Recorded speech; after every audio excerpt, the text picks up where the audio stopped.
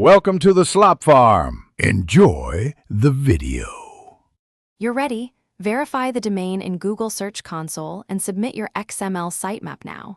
Start by checking that important pages return 200 status and appear in the coverage report. This matters because Google needs indexable pages to generate site links. Next, pick the high-value landing pages you want to surface, category pages, contact, pricing, and make sure internal links point to them.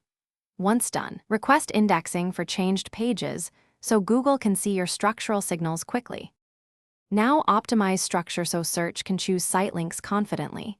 You'll use descriptive anchor text and keep critical pages within 2 to 3 clicks of the home page.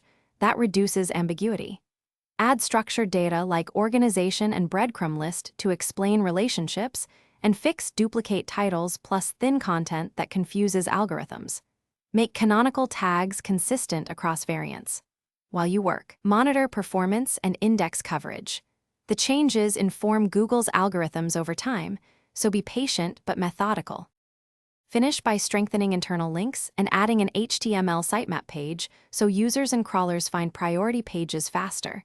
Then request reindexing in Search Console.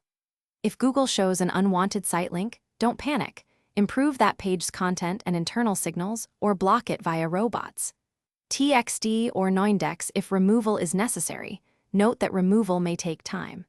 Finally, track site link impressions and click-throughs in performance, and iterate every 2 to 4 weeks until Google consistently surfaces the desired site links. Thanks for watching. Consider subscribing if we helped you today.